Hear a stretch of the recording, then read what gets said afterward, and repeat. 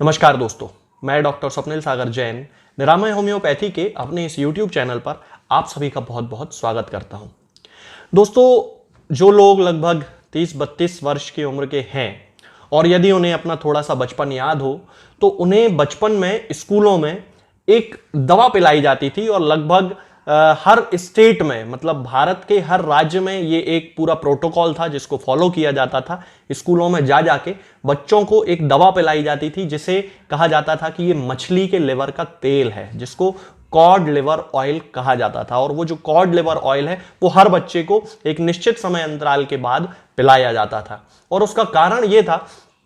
कि बहुत सारे बच्चों में रिकेट्स जैसी प्रॉब्लम, यानी कि हड्डियों के कमजोर होने के समय जो समस्या आ जाती है, उनमें जो तिरछापन आने लगता है हड्डियों में, वो समस्या डेवलप हो रही थी। और उस समय कॉड लिवर ऑयल को चूंकि ये विटामिन ए और विटामिन डी का एक बहुत ही अच्छा और बहुत ही रिच सोर्स है, मतलब एक सामान्य मनुष्य को एक दिन में जितने विटामिन ए और विटामिन डी की जरूरत है उससे कहीं ज्यादा कॉड लिवर ऑयल के एक स्पून में, यानी कि लगभग 14.5 ग्राम यदि देखा जाए तो उसमें बनता है वो, तो एक चम्मच में उतना ज्यादा विटामिन ए और विटामिन डी पाया जाता है, जो कि बच्चों के लिए बहुत ही ज्यादा जरूरी था। और इसीलिए भारत के हर राज्य में लगभग हर बच्चे को वो पिलाया जाता था। स्कूल में जाके वो दवा जो है वो पिलाई जाती थी। तो ये जो कॉड लिवर ऑयल है, ये कॉड एक मछली होती है, उसके लिवर से बनने वाला एक तेल होता है। और उसमें यदि देखा जाए तो उसमें ओमेगा फैटी एसिड्स भी जो होते हैं वो बहुत ज़्यादा मात्रा में पाए जाते हैं। इसीलिए इसका उपयोग एक सेकेंडरी प्रोफाइलैक्टिक के रूप में हार्ट अटैक के बाद जब पेशेंट को ठीक होने में, रिकवरी करने में ज़्यादा ज़रूरत है न्यूट्रिएंट्स की, उस समय ओमेगा फैटी एसिड्स बॉडी में बहुत ज़्यादा हेल्पफुल होते हैं। तो cod liver oil omega fatty acids का भी एक बहुत ही अच्छा रिसोर्स है। उस कंडीशन में भी ओमेगा फैटी एसिड्स को पाने के लिए कॉड लिवर ऑयल का यूज किया जाता है। होम्योपैथी में भी कॉड लिवर ऑयल से एक मेडिसिन बनाई जाती है और बहुत ही सक्सेस के साथ वो विभिन्न प्रकार की बीमारियों में यूज की जाती है, खास तौर से बच्चों के केसेस में और महिलाओं के केसेस में तो इसके बहुत ही ज्यादा अच्छे रिजल्ट हैं। होम्योपैथी में इस मेडिसिन को कहा जाता है दोस्तों ओलियम जैकोरेस असेली। यदि आप इसको देख सकते हैं तो ये ओलियम जैकोरेस असेली है, इस पे लिखा हुआ है, ये ओलियम जैकोरेस का डिब्बा है। ये 3x पोटेंसी में यूज की जाती है और इसका खास तौर से जो उपयोग किया जाता है वो छोटे बच्चों में किया जाता है जिनको कि हड्डियों से रिलेटेड कोई प्रॉब्लम है, जिन बच्चों का सिर बहुत ज़्यादा गर्म रहता है, हाथ के पंजे बहुत ज़्यादा गर्म रहते हैं, स्क्रोफुलस चिल्ड्रन होते हैं, मतलब कि उनमें जो ग्लैंड्स हैं उनमें एनलार्जमेंट की ज़्यादा शिकायत पाई जाती है। और बहुत सारे ऐसे बच्चे जो कि जन्म से थोड़े से कमज़ोर होते हैं और शरीर उनका, सिर और हाथ जिनके थोड़े से गर्म रहते हैं, उन बच्चों में इसके साथ ही ये जो गर्म रहने वाला जो सिम्टम है, जो कि हाथ गर्म रहता है, सिर उनका थोड़ा सा गर्म रहता है, यदि महिलाओं में भी पाया जाता है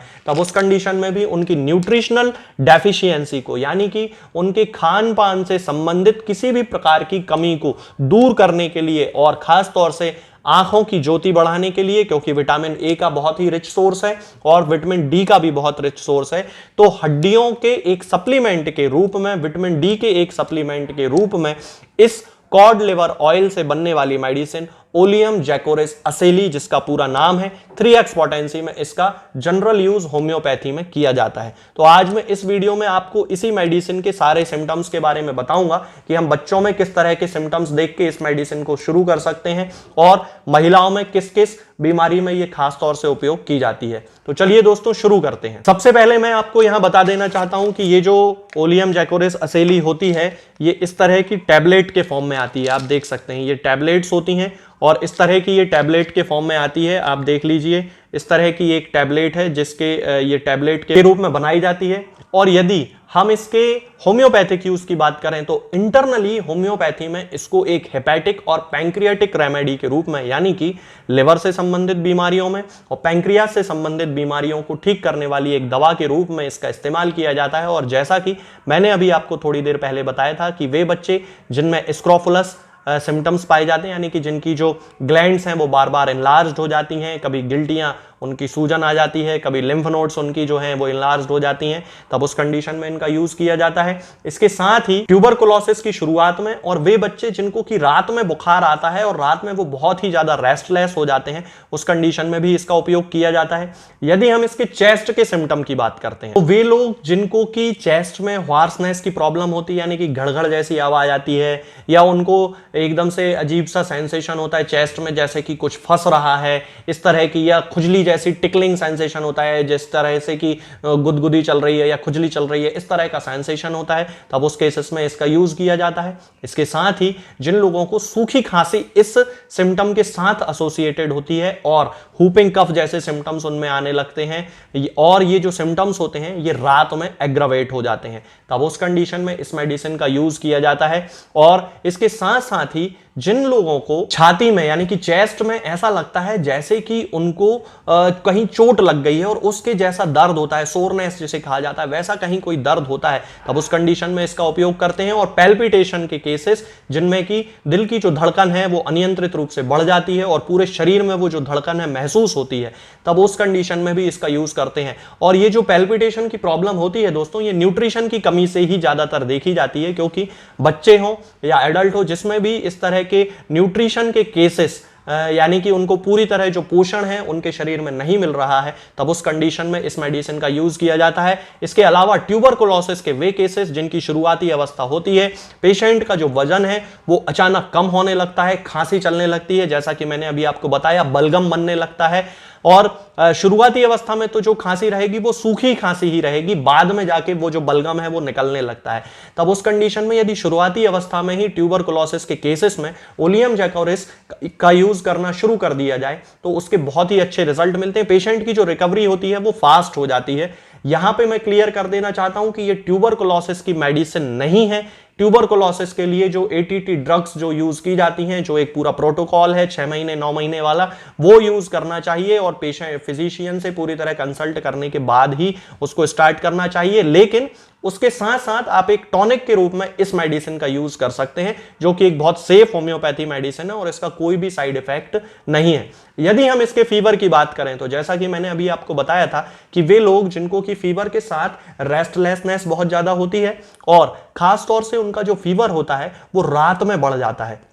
वे बच्चे जिनको रात में बुखार आने की शिकायत होती है उन लोगों को भी, और वो बहुत ज्यादा परेशान हो जाते हैं, रात में उनकी पूरी नींद नहीं लगती, रेस्टलेस हो जाते हैं, चेहरा उनका लाल पड़ने लगता है, येलो पड़ने लगता है। और वे बच्चे जो कि दूध बिल्कुल भी टॉलरेट नहीं करते, उन्हें दूध बिल्कुल अच्छा नहीं लगता है, दूध वो पीना ही पसंद नहीं करते, उन लोगों में ओलियम जैकोरिस बहुत ही अच्छा काम करती है, उनके फीवर को भी ये कम करती है। ऐसे बच्चों में ये देखा जाता है कि उनको रात में पसीना आने की बहुत ज्यादा शिकायत होती है, बहुत ज्यादा पसीना आता है, सिर से पसीना आ जाएगा, गर्दन से पसीना आने लगेगा। तो रूमेटिज्म के जो केसेस यानी कि गठियावात के जो केसेस होते हैं उनमें ये बहुत अच्छे रिजल्ट देती है, आर्थराइटिस के जो केसेस होते हैं उनमें ये बहुत अच्छे रिजल्ट देती है, खासतौर से उन लोगों को जिनको कोहनी में दर्द की शिकायत होती है और घुटनों में दर्द की शिकायत होती है, एक्किंग उनको पेन होता है, और उस कंडीशन में ओलियम जैकोरिस का यूज किया जाता है। यदि हम इसके फीमेल सिम्टम्स की बात करें तो वे महिलाएं जिनमें की इर्रेगुलर मेंस्ट्रुअल प्रॉब्लम होती है, यानी कि उनके जो मासिक धर्म होते हैं वो अनियमित होते हैं,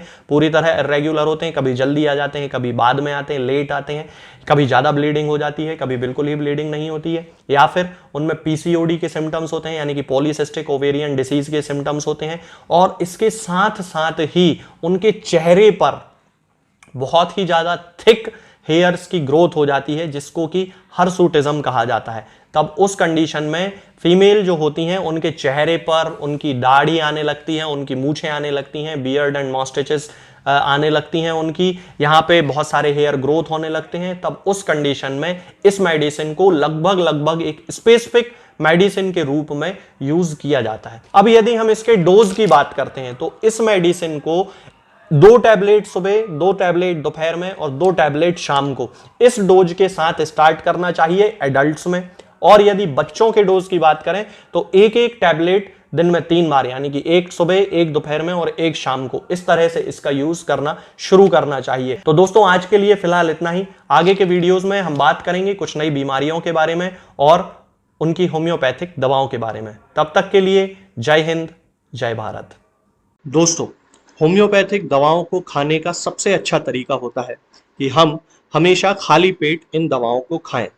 जिन दवाओं को दिन में केवल एक बार खाना है, उन्हें सुबह खाली पेट खा लेना चाहिए। मुंह में अच्छे से कुल्ला करके, गार्गल्स करके मुंह को साफ कर लेना चाहिए